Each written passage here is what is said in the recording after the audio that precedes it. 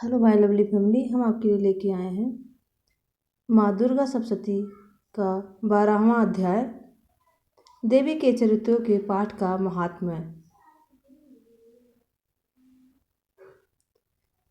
देवी बोली, हे देवताओं, जो पुरुष इन स्तोत्रों द्वारा एकाग्रचित होकर मेरी स्तुति करेगा उसके संपूर्ण कष्टों को निसंदेह हर लूंगी। मधुकैटभ के नाश, महिषासुर के वध और शुंभ तथा निशुंभ के वध की जो मनुष्य कथा कहेंगे, मेरे महात्म्य को अष्टमी, चतुर्दशी एवं नवमी के दिन एकाग्रचित होकर भक्तिपूर्वक सुनेंगे, उनको कभी कोई पाप न रहेगा। पाप से उत्पन्न हुई विपत्ति भी उनको नहीं सताएगी।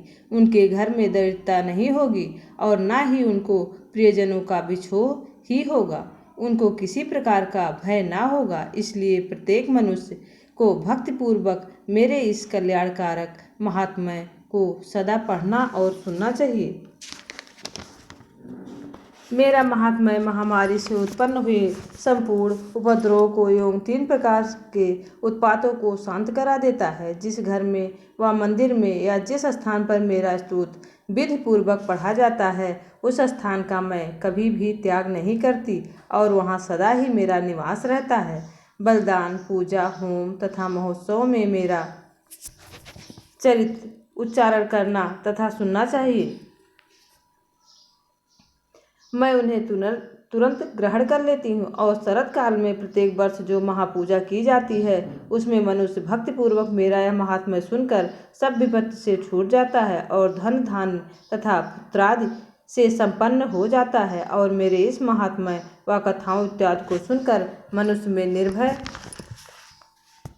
हो जाता है और महात्म्य के श्रवण करने से शत्रु नष्ट हो जाते हैं तथा कल्याण की प्राप्ति होती है और उनका कुल आनंदित हो जाता है। सब कष्ट शांत हो जाते हैं तथा भयंकर स्वप्न दिखाई देना तथा घरेलू दुख इत्यादि सब मिट जाते हैं। बाल गृहों में ग्रसित बालकों के लिए यह मेरा महात्म्य परम शांति देने वाला है। मनुष्यों में फूट पड़ने पर यह भली भांति मृत्युता करवाने वाला है। मेरा यह महात्म्य मनुष्यों को मेरी जैसी सामर्थ्य की प्राप्ति करवाने वाला है।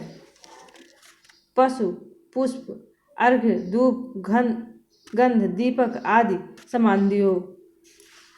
सामग्रियों द्वारा पूजन करने से ब्राह्मण को भोजन कराने, हवन करके, प्रतिदिन अभिषेक करके, नाना प्रकार के भोगों को अर्पण करके और प्रत्येक वर्ष दान इत्यादि करके जो मेरी आराधना की जाती है, उसमें मैं जैसी प्रसन्न हो जाती हूँ, वैसी ही प्रसन्न मैं इस चरित्र के सुनने से हो जाती हूँ। यह महात्म्य श्रवण करने से हर पापों को हर लेता है तथा आरोग्य प्रदान करता है।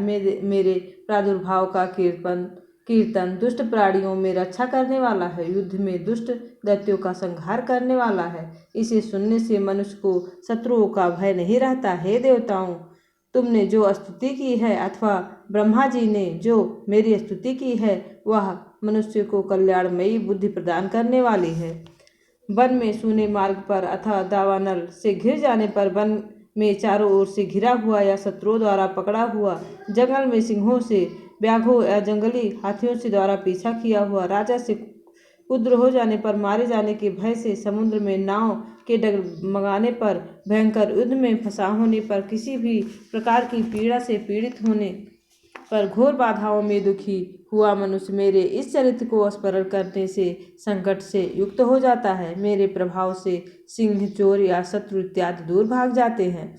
महर्षि मेघा ने कहा, प्रचंड पराक्रम वाली भगवती चंडिका यो कहने के पश्चात सब देवताओं को देखते ही देखते अंतर्ध्यान हो गई और संपूर्ण देवता अपने शत्रुओं के मारे जाने पर पहले की तरह यज्ञ भाग का उपयोग करने लगे और उसको अधिकार फिर से प्राप्त होने लगे तथा युद्ध में देवताओं के शत्रुओं शुंभ व निशुंभ के देवी के हाथों मारे जाने पर बाकी बचे राक्षस पाताल को चले गए। हे राजन, इस प्रकार भगवती अंबिका नित्य होती हुई भी बार बार प्रकट होकर इस जगत का पालन करती हैं